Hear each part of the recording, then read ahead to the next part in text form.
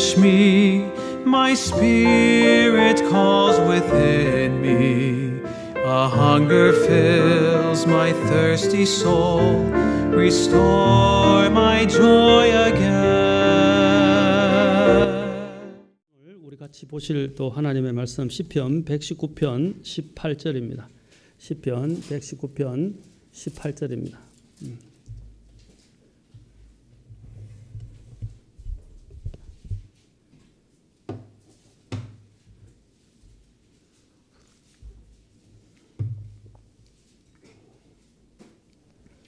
자, 다 찾으신 줄 알고 함께 봉독하겠습니다. 자, 시작.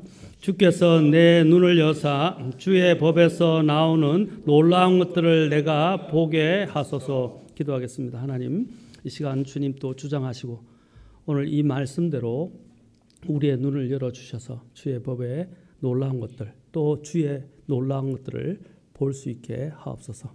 주님께 이 시간 온전히 의탁합니다. 선포하는 자는 부족하고 연약하고 아무것도 아니오니 하나님 성령님께서 이 모든 말씀을 주관하시고 주장하시고 인도하여 주시기를 원합니다.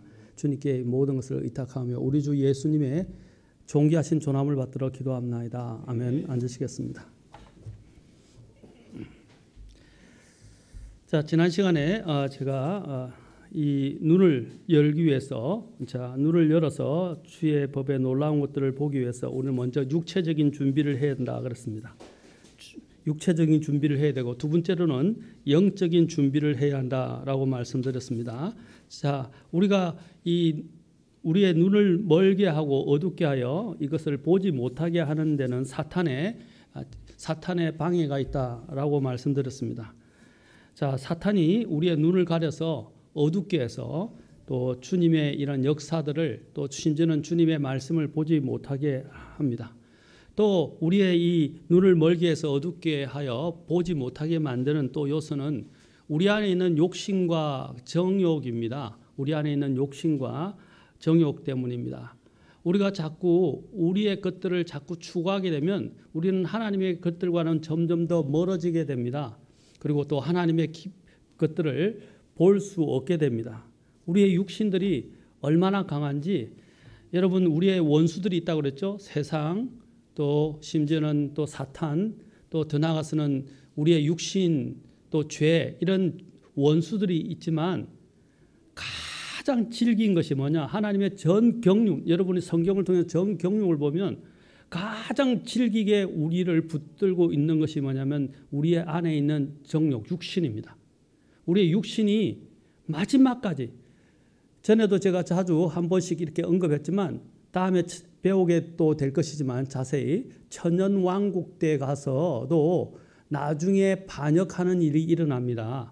천년왕국 마지막에 그때는 사탄도 어떻게 됩니까? 바닥 없는 구덩이에, 무저갱이라 불려지는 바닥 없는 구덩이에 갇혀 있게 돼요. 자, 보시죠. 사탄도 없어졌잖아요. 그렇죠? 주님이 직접 오셔서 다스리잖아요. 모든 죄를 이기시고, 그렇죠? 죄로부터 구원하신 이제 주님이 우리와 함께 계십니다.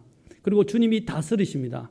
그런데 그때 남아있는 건 뭡니까? 자, 사탄도 갇혀 있고 이제 주님이 직접 오셔서, 그렇죠? 또 다스리시는데 마지막에 주님을 대적하는 자들이 일어나게 됩니다. 그 대적하는 자들을 이제 한데 모으기 위해서 사탄이 바닥 없는 구덩이 무저갱에서 풀려나게 되는데, 그 풀려날 때 어떤 사람입니까? 바로 육신에 갇혀있는, 육신의 정욕 속에 갇혀있고 주님을 믿지 않는 자들. 그러니까 겉으로는 주님을 섬기는 채 하지만 안에서는 주님에 대해서 불만을 품거나 주님을 믿지 않는 자들이 어떻게 되냐면 그 사탄에 다 이끌려져서 나중에 그들이 군대를 이루어서 주님의 그 도시인 예루살렘을 치려고 일어나게 된다는 거예요. 그것을 성경이 원래 이게 성경에 전에 우리가 주일날 곡과 마곡의 전쟁에 대해서 잠깐 봤는데, 그 곡과 마곡의 전쟁은 7년 대환란 때 일어날 일이고요. 계시록 나중에 20장에 나오는 곡과 마곡의 전쟁이 있는데 마지막에 그 곡과 마곡의 전쟁에 대해서 지금 제가 설명하는 겁니다. 그 곡과 마곡의 전쟁은 바로 나중에 이 육신 때문에 일어나게 되는 거예요. 그래서 결국에는 주님을 대적하게 된다는 것입니다. 이것은 무엇입니까? 겉과 속이 다를 때 일어나는 거예요. 그러니까 겉으로는 주님께서 철로 다스리시니까 무서워가지고 겉으로는 예 이렇게 이야기하는데 속에는 불만과 하나님을 대적하는 이런 마음들, 하나님께 순종하지 않는 마음들로 가득 차 있다는 거죠. 그래서 제가 지금 여기서 이야기하는 바는 무엇이냐, 여러분 전체 성경의 경륜에 대해서 지금 제가 말씀을 드리는데 마지막까지 인간을 붙들고 있고 인간으로 하여금 하나님을 섬기지 못하도록 만드는 게 뭐냐면 육신이라는 거예요. 가장 무서운 우리의 원수가 바로 이 육신입니다. 우리는 이 육신을 주님이 주시는 힘으로 이렇게 잘 다스리지 못하게 된다면 우리는 넘어질 수 있어요. 주님이 다스리는데도 이 육신이 주님을 대적하는데 우리는 그렇게 이야기합니다. 저 사탄 때문에, 그렇죠? 사탄 때문에, 또 누구 다른 사람 때문에, 또 무엇 때문에 나는 주님을 못 섬겨요, 주님을 섬기기 힘들어요, 이렇게 이야기하지만 다른 원인 때문이 아니라 내 안에 있는 죄악, 내 안에 있는 정욕, 욕심 때문에 사실 주님을 못 섬기는 거예요. 우리가 주님 앞에 나올 때도 그럽니다. 뭐 주님을 이야기한다, 주님을 사랑한다 이야기하지만 실제 우리의 마음속에 이 안에 있는 욕심과 또 자아를 사랑하는 것들이 오히려 주님을 섬기는 것들을 명분만 거창하게 걸어놓고 사실 주님을 섬기지 않는 거예요. 우리의 이 육신은요, 우리의 눈을 가리게 됩니다. 그래서 주님의 것들을 보지 못하게 하고 그것을 우리가 뭐라고 이야기하냐면 쉽게 자기에게 쏟는다라고 이야기하는데 좀 어려운 말로 그걸 자기 기만이라고 이야기하는 거예요. 자기 기만. 자기 기만은 뭡니까? 스스로 자신을 속이는 거예요. 영적으로 속이는 거예요. 그 대표적인 경우가 출애굽기 32장에서 나오잖아요. 그들은 전에도 자주 제가 언급하지만 금송아지를 만들어 놓고 뭐라고 그럽니까? 금송아지를 만들어 놓고 이 송아지가, 이 신이 우리를 이집트에서 끌어내었다라고 이야기하죠. 명분은 뭡니까? 우리를 끌어내어 주신 하나님을 만들겠다고 이야기했지만 그들은 뭐라고 그랬어요? 어떻게 했어요? 오히려 그것을 가지고 금송아지를 만들어서 숭배했다는 거예요. 명분은 좋죠. 그렇죠? 하나님을 섬기기 위해서 하나님을 위한 상을 만들겠다고 한 거예요. 형상을. 그 금송아지를 만든 거예요. 인간의 모습의 본질을 보여주는 것입니다. 우리도 그래요. 명분만 좋게 이렇게 화려하게 해놓고 실제 내 속에는 무엇입니까? 내가 원하는 바를 자꾸 내세우게 되는 거예요. 우리도 그렇습니다. 하나님을 섬길 때 그런 경우가 얼마나 많아요. 겉으로는 하나님 앞에 예 하고 하나님을 섬긴다고 이야기하지만 내적으로는 하나님하고 관계없이 살아가요. 내 욕심만 차리고 내가 하고 싶은 대로 살아가는 거예요. 그것이 어떻게 하냐면 그 자기 기만이 우리의 영적인 눈을 가려서 주님을 보지 못하게 만드는 거예요. 주님 앞으로 더 나아가게 하지 못하는 거예요. 자기 기만이 얼마나 무서운지 아십니까? 우리도 입으로는 하나님 이야기하고 하나님을 사랑한다 이야기하고 하나님을 섬긴다고 이야기하지만 실제적으로는 하나님을 섬기는 게 아니라 내 자신을 섬기고 있고 내가 원하는 바를 섬기고 있고 내가 편한 것들을 섬기고 있다는 거예요. 그것들이 우리의 눈을 멀게 한다는 것입니다. 그래서 로마서 1장 21절에도 보면 그들이 하나님을 알되 보십시오. 하나님을 알되 그분을 하나님으로 영화롭게 하지도 아니하고 감사하지도 아니하며 오히려 자기들의 상상 속에서 허망해지고 또 그들의 어두운 마음이 어두워졌나니 그들 안에 있는 이런 정욕과 욕심과 정욕이 그렇죠? 하나님을 알지만 하나님께 마땅히 드려야 될 감사와 경배를 드리지 않는다는 거죠. 그리고 자기들이 원하는 바를 찾아간다는 거죠. 그래서 하나님이 어떻게 이야기해요? 그 로마서 1장 21절 뒤에 보면 하나님이 그들의 정욕대로 그들을 그냥 내버려 두신다고 그러셨어요. 정욕으로 그냥 넘겨준다 이 말입니다. 넘겨줘서 그들이 그냥 그 정욕대로 한번 살아가게 만든다는 거예요. 그러니까 하나님이 포기하시는 거예요. 무엇이 그렇게 이끌었다고요? 그들이 정욕이 그렇게 이끌었다는 것입니다. 그들의 정욕이. 이 정욕은 무섭습니다. 그리고 에베소서 4장 17절과 18절에도 이렇게 말합니다. 이전에 우리가 어떤 모습으로 살아갔는가? 바로 그 정욕이라는 거죠. 그래서 에베소 4장 17절과 18절에서 이렇게 말씀하십니다. 그러므로 내가 이것을 말하며 주 안에서 증언하노니 이제부터 너희는 다른 이방인들이 그들의 헛된 생각 속에서 걷는 것 같이 걷지 말라. 뭐라고요? 이제부터는 이란 말을 잘 보세요. 이제부터는 우리가 정말 거듭난 그리스도인이면 이제부터는 어떻게 해야 됩니까? 이전에 했던 그런 이방인들처럼 그런 헛된 생각에서 걸어가면 안 돼요. 그 다음에 뭐라고 했어요? 그들은 그 이방인들처럼 걸어갈 때 그 이방인들은 어떻게 걷는 사람들입니까? 지각이 어두워졌고 그들 속에 있는 무지함과 그들 마음에 눈먼 것으로 인해 하나님의 생명에서 떨어져 있도다. 그래서 우리도 그렇게 살았고 이방인들이 그렇게 살았는데 이제 우리가 정말 거듭난 그리스도인들이라면 이렇게 살아서는 안 된다 말이에요. 이렇게 걸어가서는 안 된다는 거예요.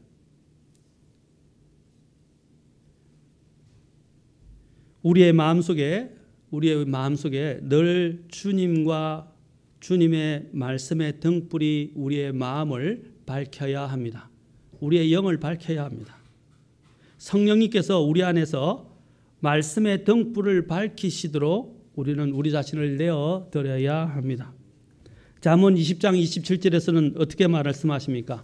사람의 영은 내 안에 있는 사람의 영은 주의 등잔불로서 뱃속의 모든 부분을 살피느니라. 사람의 영이 뭐라고요? 주의 등잔불이다 그랬어요.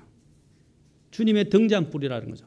그 등잔불이 불을 밝히도록 그렇게 해야 합니다. 주님이 내 안을 밝혀요. 왜냐하면 원래 이 인간의 영은 구원받지 못해서 어떻게 죽어 있었죠. 죽어 있었는데 우리가 구원받을 때 하나님이 우리의 영을 살리시고 우리의 영 안에 무엇을 주십니까? 빛을 주시는 거예요. 빛. 이 등잔빛이 있는데 이 등잔빛이 있어야 우리가 볼 수 있고 움직일 수 있고 생활할 수 있잖아요. 마찬가지로 우리의 어둠도 주님이 계시지 않으면 칠흑 같은 어둠과 같이 되는 거예요. 볼 수가 없단 말입니다. 그러기 위해서는 어떻게 해요? 이 칠흑 같은 어둠에 이 죽어 있는 영, 또 죽은 것과 방불한 이것을 어떻게 해요? 주님의 그 빛을 통해서 밝혀야 되는 것입니다. 여러분들이 어두운 방에 오면 어떻게 해요? 제일 먼저 하는 게 뭐예요? 저녁에 집에 들어가면 불 켜잖아요. 불이 없으면 어떻게 됩니까? 핸드폰 불을 하다가 핸드폰도 한계가 있으니까 어떻게 해요? 촛불이라도 등이 안 들어오고 전기가 나가면 촛불이라도 밝히잖아요. 옛날에는 집에는 다 정전이 많이 돼가지고요. 늘 촛불을 항상 준비하고 있었어요. 촛불을 준비하고 있어요. 왜? 어두우면 아무것도 할 수 없으니까. 볼 수도 없고 생활을 못 하잖아요. 밥도 못 짓잖아요. 그렇게 하면. 그렇죠? 마찬가지예요. 우리 안에 있는 이 마음의 등불도 주님이 계시지 않으면, 주님의 빛이 우리를 비추지 않으면 우리의 이 마음속은 어둠 속을 걸어가는 것 같아요. 어둠 속에서 헤매는 사람들은 자기가 어디로 가는지도 몰라요. 어디서 걸려 넘어지는지도 모른단 말입니다.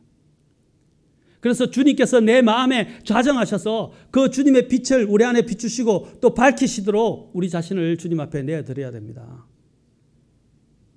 그런데 우리는 빛이 없어도 어둠이 편하다면 그 문제가 있는 거예요. 요즘 제가 이제 조금 보고 있는 뭐 책들도 있고 좀 자료들도 있는데 그 중에 하나가 이제 요즘 비타민에 관련된 부분도 있습니다. 그 중에서 비타민 D를 보면서 깜짝 놀랐어요. 비타민 D가 정말 필수적이구나. 특히 한국 사람들은 활동하는 걸 싫어하고 바깥에서 이렇게 활동하고 막 다니는 걸 많이 이렇게 좋아하지 않는 편입니다. 외국 사람들은 뭐 다른 사람 개의치 않고 밖에 나와서 막 속옷 차림으로 아예 선탠을 하고 햇빛을 보고 하는 일들이 참 많아요. 많이 봤어요, 저도. 그런데 한국 사람들은 그렇게 잘 안 하잖아요. 그래서 햇빛을 봐야 우리 안에 이 강압성과 같은 이런 햇빛을 통해서 비타민 D가 생기게 되는데 햇빛을 보지 않으니까 어떻게 해요? 비타민 D의 부족으로 해서 많은 질병들이 생겨난다는 거죠. 가장 중요한 영양제 중에 하나가 비타민 B군이죠. 8종의 비타민 B군이고 그 다음에 비타민 D가 있잖아요. 그래서 비타민 또 C가 있잖아요. 생성이 안 되는, 우리 몸에 생성 안 되기 때문에. 그리고 비타민 D도 엄청 중요한데 우리 한국 사람들이 절대적으로 결핍돼서 나중에는 많은 이 장애를 갖게 되는, 문제를 갖게 되는, 병적인 문제를 갖게 되는 것이 비타민 D의 부족이라는 거죠. 음식으로도 잘 섭취를 안 하고 햇빛도 잘 안 보니까 어떻게 해요? 그래서 D라는 영양제를 반드시 먹어야 된다는 거죠. 2000IU에서 4000IU까지 이렇게 먹어야 되는데 사람들이 잘 먹지 않아요. 최고 6000까지 한도죠. 지용성이기 때문에. 그런데 마찬가지로 이 빛을 보지 못하니까 사람들이 자꾸 이게 병이 점점 들면서 사람들이 아파간다는 거죠. 빛을 보지 못하니까 병들은, 모든 사람들은 다 빛을 필요로 해요. 그래서 요한복음에서 하나님께서 창조 활동을 하셨을 때 제일 먼저 창조하신 게 뭐죠? 빛이 있으라라는 것이었어요. 빛이 없으면 살 수가 없어요. 빛은 모든 것의 에너지원이에요. 그 다음에 또 예수님께서 오셨을 때 우리 요한복음 1장에서 뭘 말씀하고 있습니까? 빛이 왔을 때라고 말씀하셨어요. 참 그분은 참 빛이시니 라고 말씀하시고 그러죠. 빛이 없으면 살 수가 없어요. 우리 마찬가지로 우리 안에도 하나님의 빛이 없으면 우리는 살 수 없는 거예요. 그 하나님의 빛이 우리를 밝히도록 우리 자신을 내어드려야 한다는 것입니다. 여러분 안에 주님이라는 그 빛이 계십니까? 그리고 주님의 말씀의 빛이 우리의 이 마음을 밝히고 계십니까? 우리는 그 빛에 의해서, 빛을 보고 빛에 의해서 생활하고 계십니까? 그 빛이 우리의 마음을 주장하게 해야 된다는 거죠. 그런데 빛이 없어도 잘 살아간다는 것, 그런 문제가 있어요. 사랑하는 성도 여러분, 주님의 빛이 우리 안에서 밝히도록, 또 주님의 말씀의 빛이 우리 안에서 우리를 밝히고 우리의 길들을 인도하도록 해야 합니다. 그래서 누가복음 11장 35절에서 말씀하시기를 그런즉 너 안에 있는 빛이 어둡게 되지 않도록 주의하라. 내 안에 있는 빛이 뭐라고 그랬어요? 너 안에 있는 빛이 어둡게 되지 않도록 주의하라 라고 말씀하셨어요. 여러분, 이 육신이 주님의 빛을 가리면 안 됩니다. 그렇죠? 그래서 성령님이 우리 안에서 타오르게 하는 그 불길을 끊는 게 뭡니까? 우리의 죄들이란 말입니다. 그래서 성령을 뭐라고 그랬어요? 억누르지 말라 그랬잖아요. 그렇죠? 그것은 불을 끄는 것과 같은 의미예요. 불을 끄지 말라는 거예요. 불을 꺼뜨리지 말라는 거죠. 그래서 성전에서 하나님께서 태우신 그 제단의 불을, 그렇죠? 절대로 꺼뜨리면 안 되는 거예요. 그것은 사시사철 늘 항상 그 불이 켜져 있어야 되는데 그 불을 꺼뜨리면 안 된다는 말입니다. 그 불씨를. 마찬가지로 우리 안에 있는 이 불씨가 꺼지지 않도록 해야 돼요. 우리의 육신이 우리를 제어하도록 하지 마십시오. 또 하나, 이 불씨 중에 제가 꼭 한 가지 더 언급하고 싶은 것은 육신 안에서 우리 주변에 있는 형제 자매를 미워하는 것은 우리의 마음의 눈을 멀게 합니다. 요한일서 2장 9절에도 이렇게 말합니다. 자기가 빛 가운데 있다고 말하면서 자기 형제를 미워하는 자는 지금까지도 어둠 가운데 있느니라. 형제를 미워하는 것들은 소극적인 면과 적극적인 면이 있어요. 소극적인 면은 어떻게 하냐면 사람을 보고도요, 사람 취급을 안 해요. 다시 말해서 이렇게 하는 것입니다. 사람 보고 사람을 본 척만 척하고 신경도 안 쓰고 앞에 배려도 전혀 배려도 하지 않는다는 거죠. 그렇잖아요. 우리도 그렇잖아요. 어떤 사람은 어떤 기쁜 나쁠 때는 어떻게 해요? 쳐다도 안 하고 인사도 안 해요. 그것은 소극적으로 형제를 미워하는 거예요. 때로는 우리가 인간이 감정적이기 때문에 순간적으로는 그럴 수 있지만 우리가 그런 식으로 지속적으로 그렇게 해서는 안 돼요. 우리는 그리스도인이에요. 우리는 더 큰 죄를 지었는데 하나님으로부터 용서를 받은 사람들이에요. 그런데 내한테 작은 죄를 지었던 사람, 또 나에게 잘못을 한 사람들을 용서하지 못하고 미워하고 정죄하려고 그러고 쳐다보지도 않고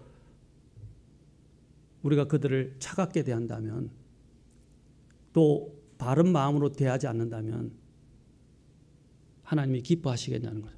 그것은 뭐라고 그랬어요? 형제를 미워하는 것이에요. 소극적으로. 적극적으로는 어떻게 합니까? 형제를 시기하고 또 형제를 어떻게 해요? 어떻게 해서든 무너뜨리려고 그러고 대적하려고 그러고 원수를 갚으려고 그러고 하는 것들이 적극적으로 미워하는 거예요. 이제 우리는 하나님께서 우리에게는 사랑할 자격을 주셨지 미워할 자격을 주시지 않으셨어요. 우리는 항상 주님의 그 뜻을 받아들여야 합니다. 사랑하는 성도 여러분, 형제를 미워하지 마십시오. 사랑하십시오.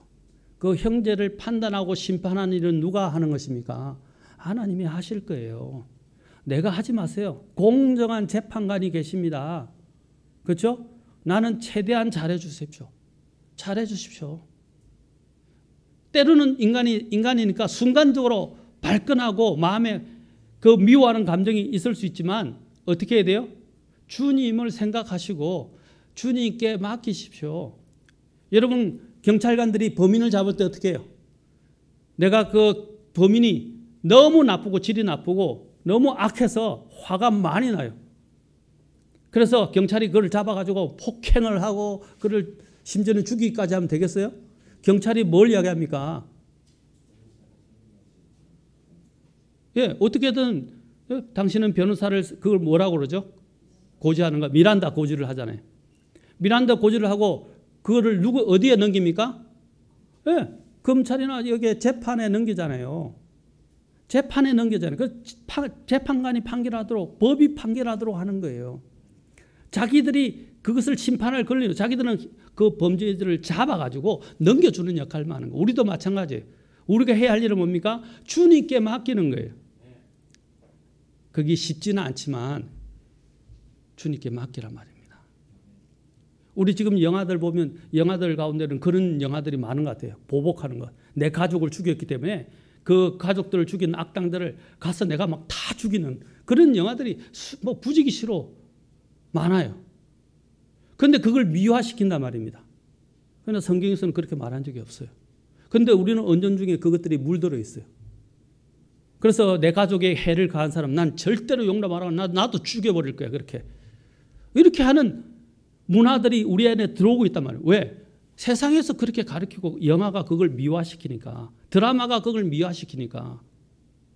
아니잖아요. 맞습니까?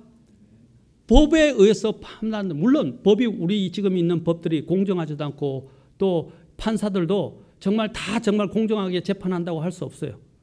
그러나 그래도 어떻게 해야 돼요? 우리는 최소한 법에 의해서 움직이도록 해야 한다는 것입니다. 그 법이 마음에 안 든다고 내가 가가지고 그 사람을 집 앞에 가가지고 그 사람을 만나가지고 내가 칼로 찔러서 죽인다면, 제가 심한 말을 하는 게 그런 일들이 지금 많이 일어나고 있다고요. 그건 보복이잖아요.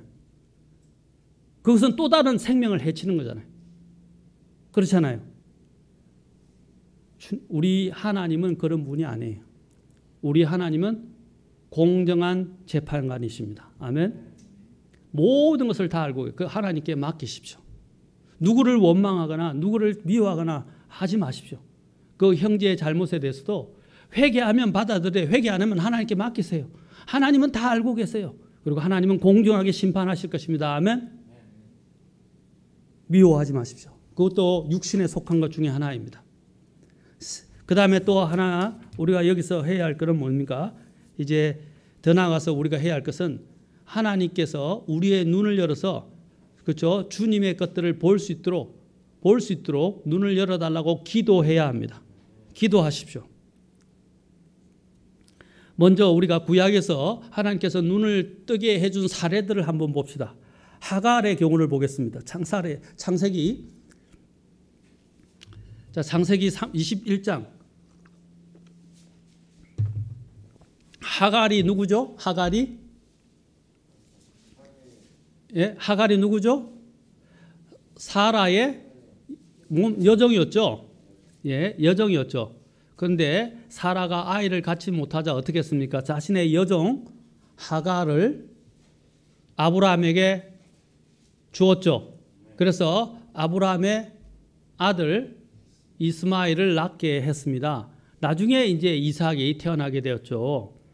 그런데 하갈과 하갈의 아들이 어떻게 했어요? 하갈은 자기의 여주인을 업신여겼죠. 업신여기 있어요. 그리고 또한 어떻게 했습니까? 이스마엘 또한 이스마엘과 그 여종이 또 이삭을 업신여겼어요.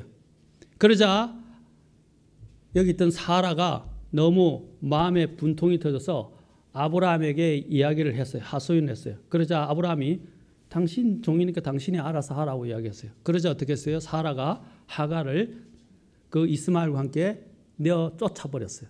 그래서 하갈이 도망을 가게 되었어요. 이제 쫓겨나서 가게 되었는데 그 쫓겨나가게 됐는데 이제 이 그녀가 쫓겨나서 나가다 보니까 광야에서 물을 먹을 수가 없었어요.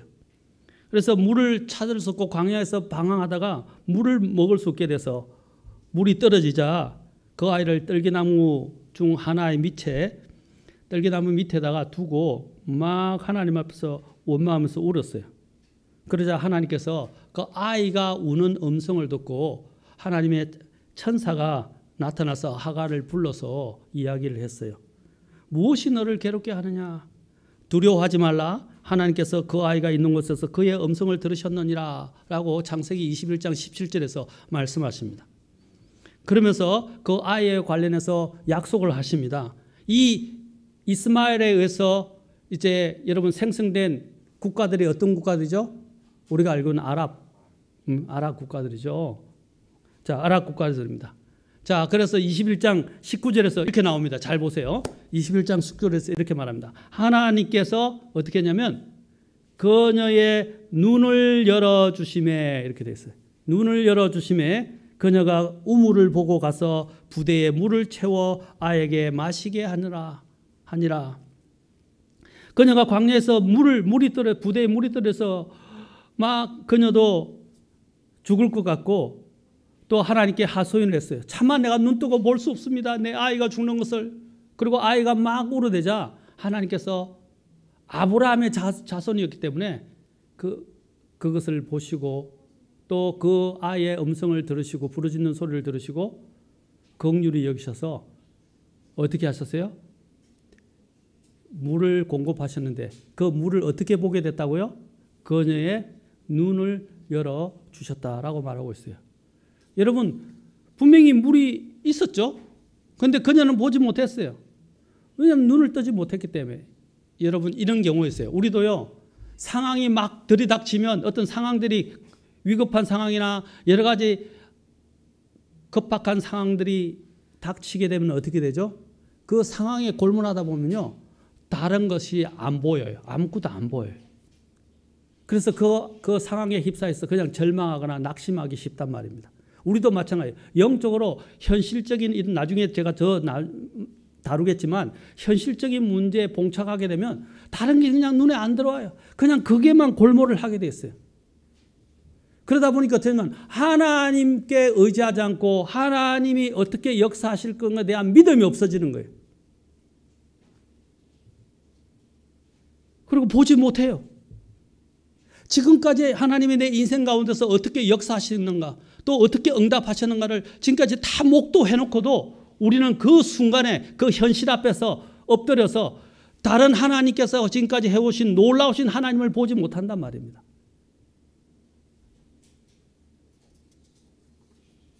그때 우리에게 필요한 건 무엇입니까? 우리의 눈을 열어달라는 거예요.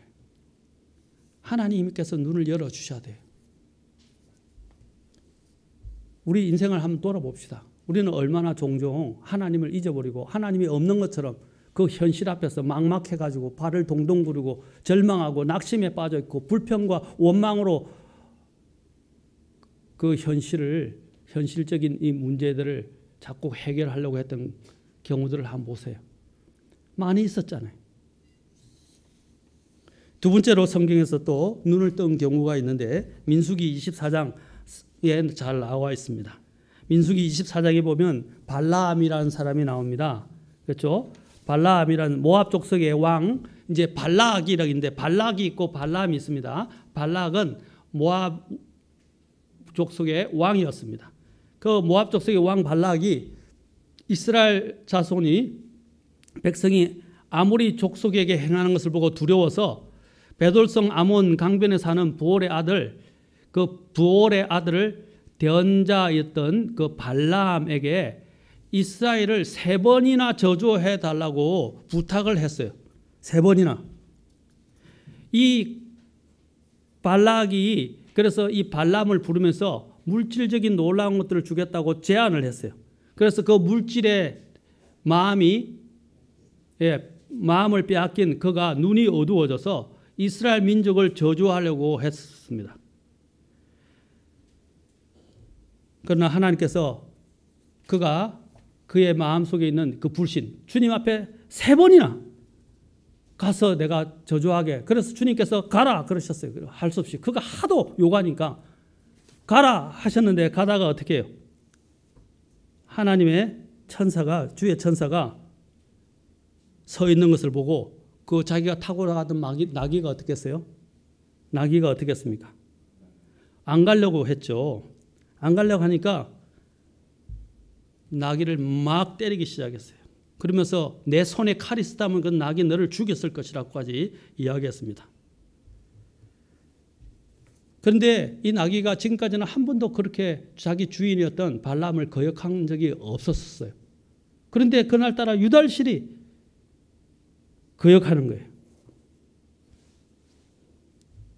그러다가 심지어는 그 나귀가 어떻게 했냐면 앞에 있는 주의 천사의 무서운 모습을 보고 그냥 담에다가 막 지대가지고 막 하다 보니까 이 발람의 발이 짓눌리게 되니까 막 아프니까 막 나귀를 때렸어요. 그러다가 갑자기 나귀가 말을 하게 됩니다. 나귀가 최초로 방언을 한 것이 여기에요.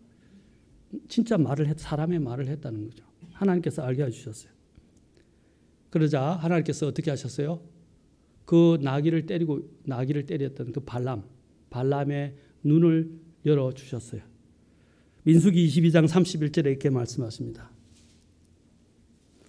그때에 주께서 발람의 눈을 여심해 그가 주의 천사가 칼을 빼어 손에 들고 길에 선 것을 보고는 머리를 숙이고 얼굴을 대고 납작 엎드리느니라.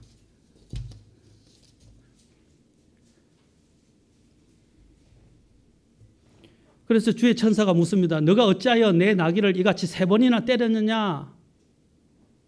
보라, 너의 길이 내 앞에서 삐뚤어졌으므로 내가 너를 막으려고 나왔는데 나귀가 먼저 뭐랬어요? 그 주의 천사를 보았다는 거죠.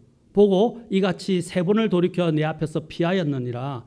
만일 나귀가 돌이켜 나를 피하지 아니하였더라면 분명히 내가 벌써 너를 죽이고 나귀를 살렸어요. 나귀가 어떻게 한 거죠? 그 발람이라는 대언자를 살린 거죠. 나귀는 보았는데 욕심으로 가득 찼던 이 발람은 어떻게 했어요? 못 본 거예요. 그러자 어떻게 했어요? 주님께서 그의 눈을 열어주셨을 때야 비로소 자기 앞에 주의 천사가, 그렇죠? 칼을 빼들고 있는 모습을 보게 된 거예요. 이게 영적인 겁니다. 이게 신화나 소설이 아니에요. 영적인 문제예요. 우리도 눈을 뜨지 못하고 못 보는 것들이 너무 많아요. 눈에 보이는 것을 가지고 판단하고 생각하지 말라는 거예요.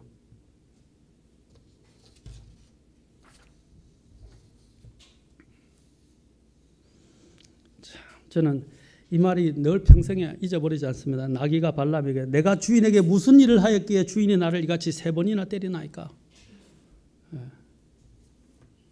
여러분, 우리가 제대로 정신을 못 차리고 눈을 뜨지 못하면 아마 여러분이 키우는 개가 이야기할 수도 있을 것 같아요. 강아지가 방언을 할 수 있을 것 같아요. 아니면 고양이가 이야기를 하든지, 아니면 집에서 키우는 햄스터가 이야기를 하든지, 고슴도치가 이야기하든지. 정신을 차리라 말입니다. 하나님께서 우리가 정말 깨닫지 못하고 눈을 뜨지 못하면 하나님이 이 주변에 있는 것들을 통해서 우리의 눈을 뜨도록 가르치신다는 거죠.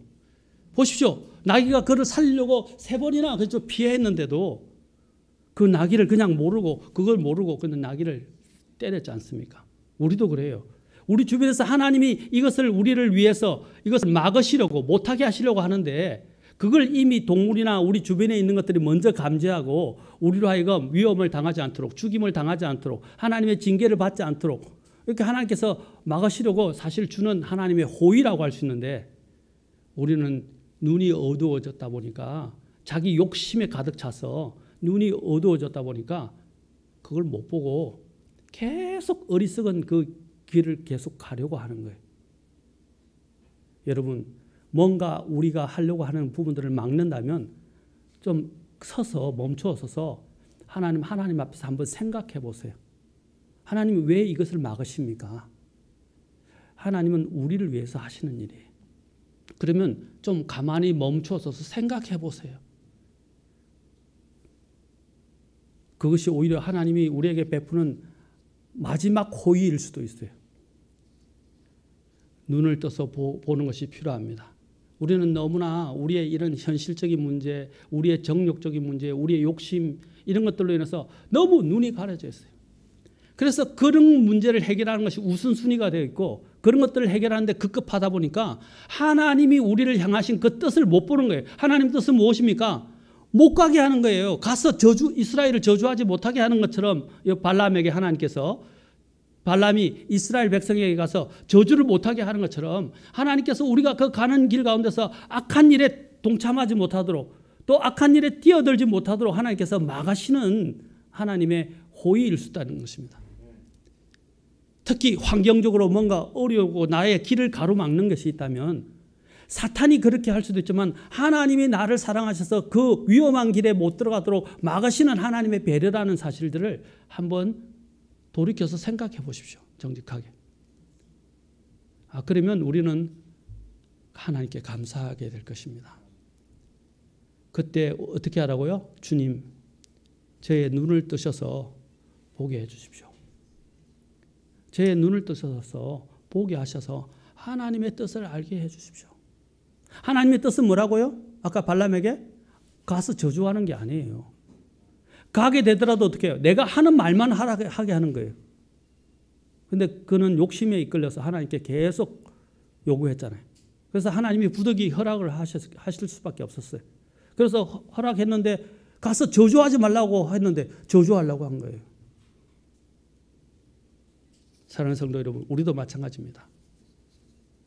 하나님이 우리에게 어떤 신호를 주실 때 우리는 겸손하게 엎드려서 하나님, 제 눈을 열어서 하나님의 뜻이 무엇인지 알게 해 주십시오 라고 묻는 것이 필요합니다. 아멘. 우리의 현실 세계도 마찬가지예요. 현실에서 여러분에게 닥친 문제들이 무엇인지 한번 보세요. 그것은 멈춰 서라는 것입니다. 한번 멈춰 서서. 그래서 시편 46편에서 뭐라고 그랬습니까? 자, 마지막으로 이거 오늘 이거 읽고 또 다음 시간에 계속하겠습니다. 시편 46편 내가 가서 봅시다.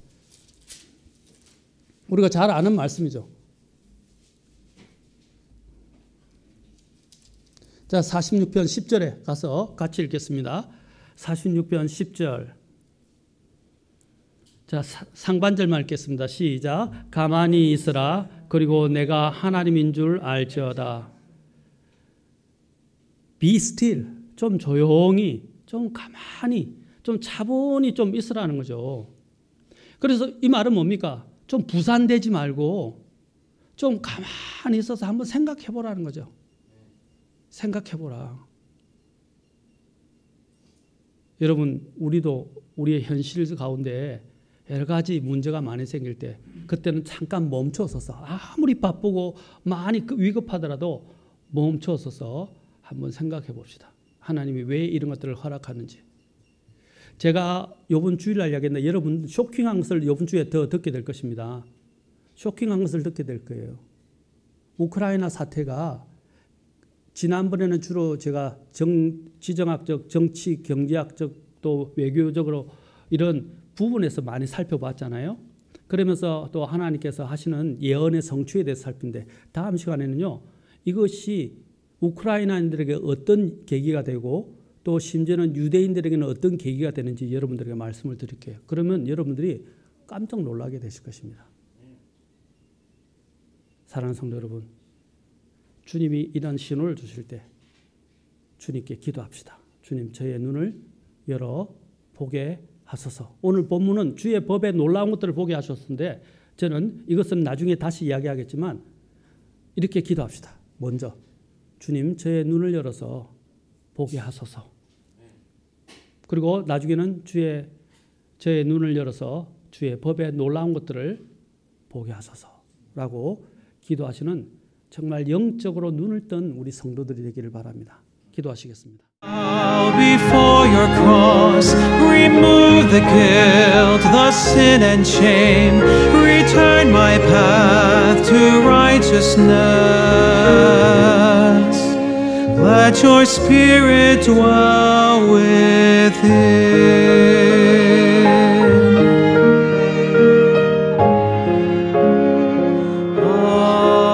Amen.